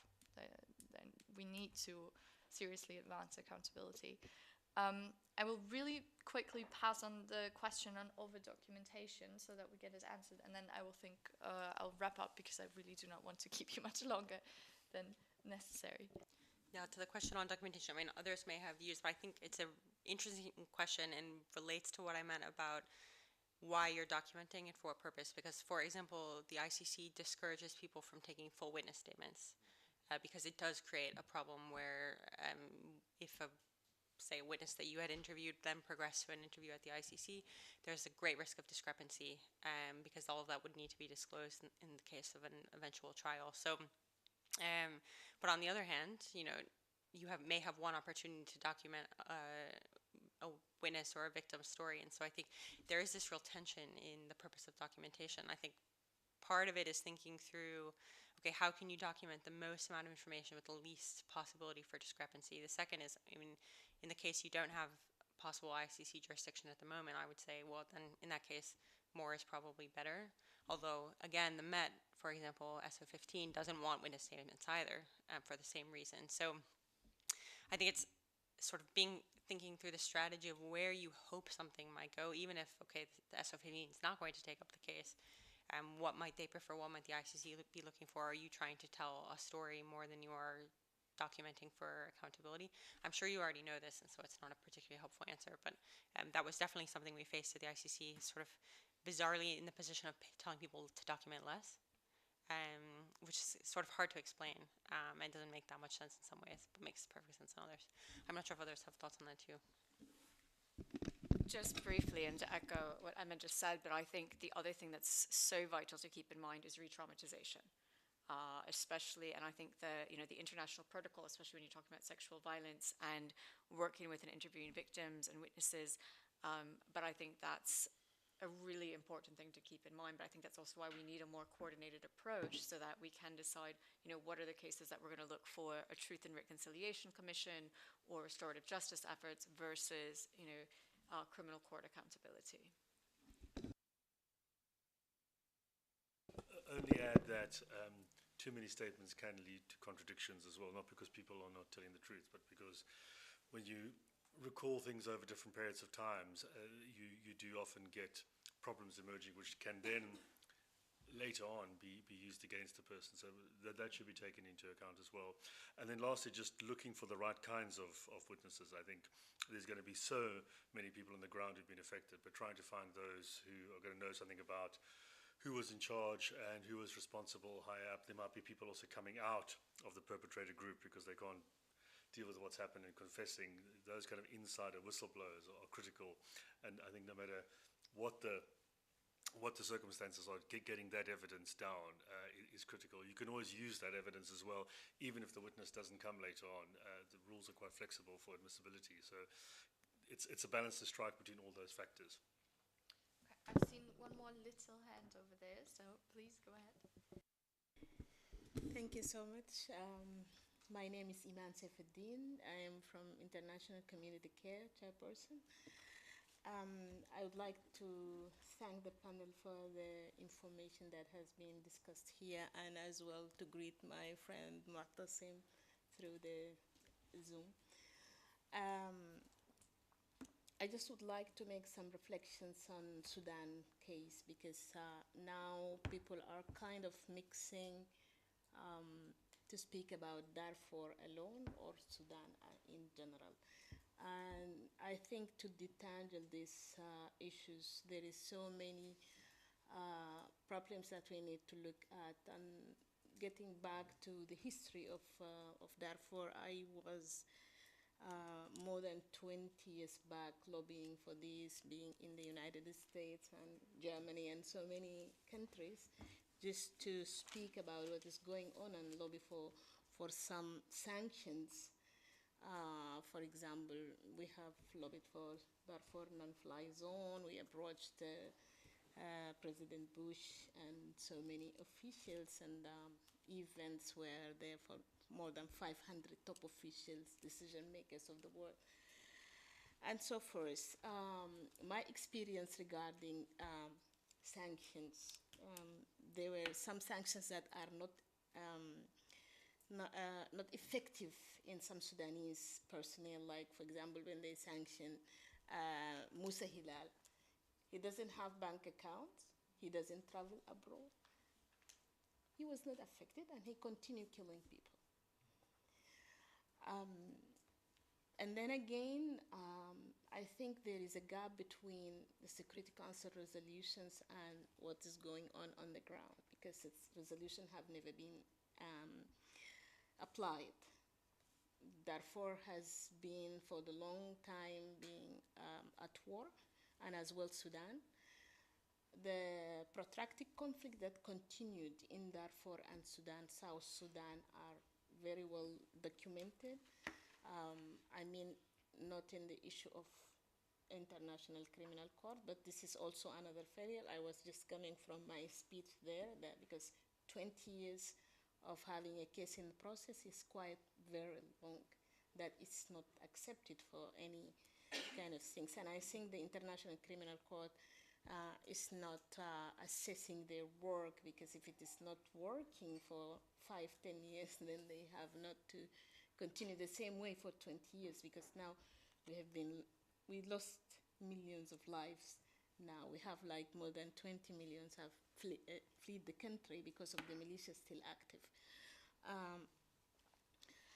I would like also to speak about Tawila, for example. All the black people that have been targeted by the genocide have fled to Tawila, Jabal Mara, and these areas. Now they are subjected, or they are target of the militia to commit another mass killing and genocide on those people, because they were the target of the militia at the initial base.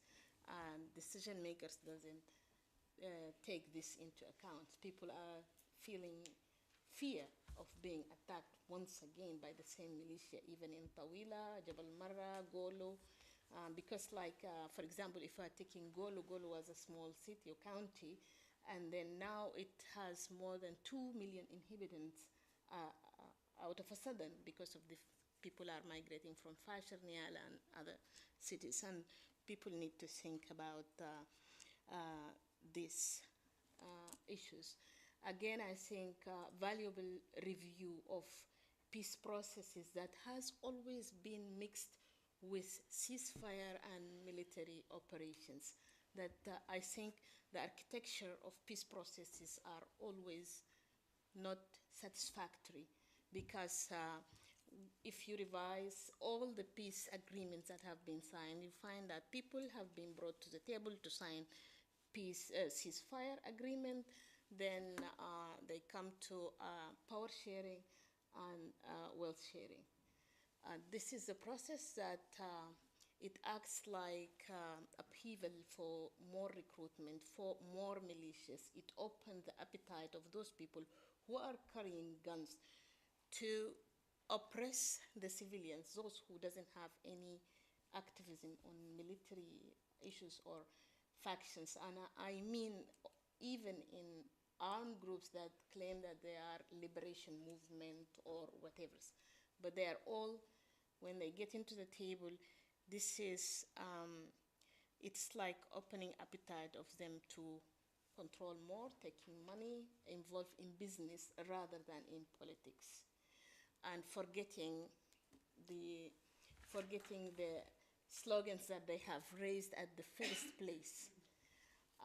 And that is why I think if we would like to look at the situation for a comprehensive peace process, or detangling what is going on, we have absolutely to separate the military ceasefire operations and integration of the militias or disarmament, because we don't have only the parallel armies or RSF that is very active now, but we have every single tribe in Sudan has its military faction, be it in the north or south or west or anywhere.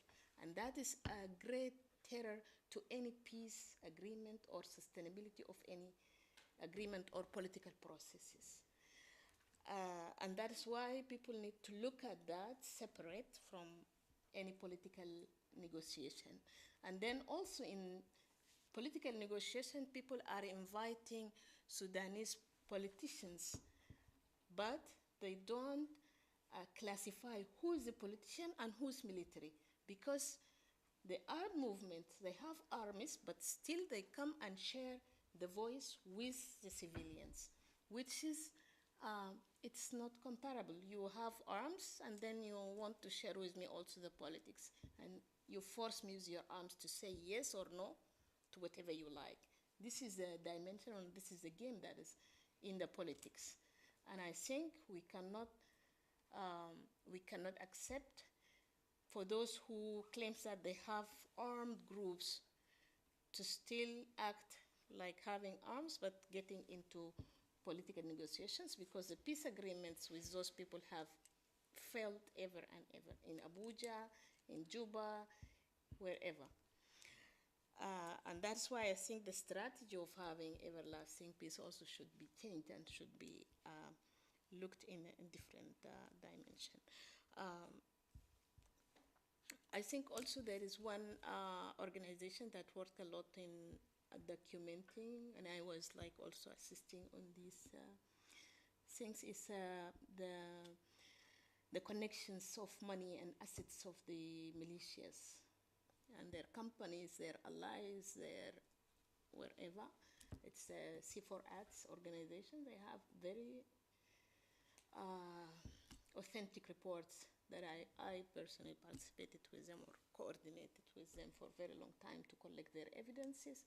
And I think this is crystal clear what is happening and who is who and which kind and amount of money is circulating outside the international monetary system.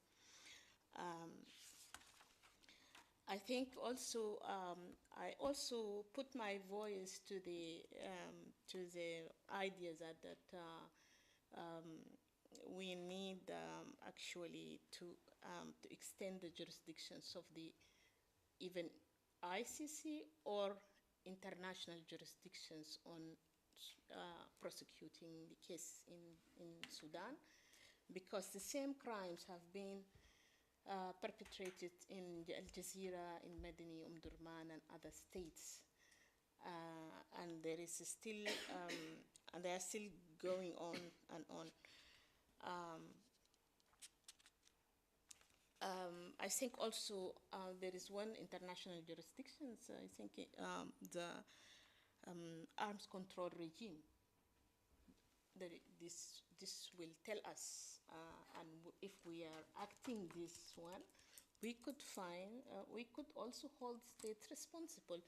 And we had a debate yesterday that maybe the states, actually the muscular states, will not be happy to go on this avenue, but still this avenue, it's one of the instruments that can hold them to stop dealing with Emirates further, because okay, if tit for tat or whatever, for the decision makers to play it, because you cannot sustain Emirates with arms making genocide and still you want to make business with the same entities, and your arms are there. And there is tangible also reports on the arms that are there in Sudan, be it from UK, from Germany, from different countries, which is it's serious, I think, and we need to look at the arms control regime to find out who is these arms belong to.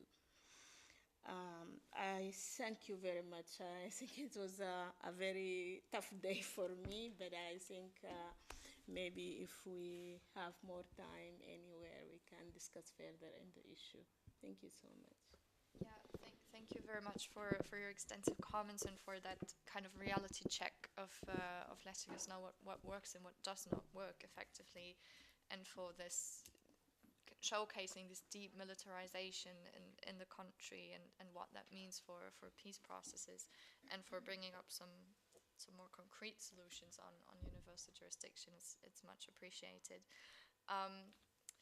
Because I really do not want to keep you any longer, and because we've really gotten, I think, quite a lot over time. Thank you very much for coming and for contributing to the discussion. Thank you very much again to our speakers for taking the time and coming. Thank you for everybody who was involved in organizing this. It's truly been a group effort. I think we can all take something home from this discussion, whether it's on humanitarian access, localization, universal jurisdictions, prevention, external actors. I've certainly learned a lot still today. So I hope you did as well, and I wish you a lovely rest of your evening. Could I just make a little plug for our side event tomorrow, also on Sudan? We'll be looking at the issue of reparation. As you know, there was a first conviction in Ali Kusheb, and so we're just opening up the discussion and also using this as an avenue to look beyond just Ali Kusheb, because there is the whole of Sudan So many of the issues that were discussed here today, hopefully we will have some states with us too. So encourage them to come so that we can discuss all the funding as well for Ali Khrushchev's reparations, which will be a big challenge. Okay, you've heard it here first. So, sorry, yes, to add to what Mariana said, that will be on tomorrow night. And we have the flyer here in the room. There will be another side event as well at lunchtime by the Wayamo Foundation, who are also doing documentation work with civil society actors from Sudan. So it also should be a very interesting discussion. I think that was a final sign. Okay, thank you very much for these, and then I hope to be seeing you around very soon.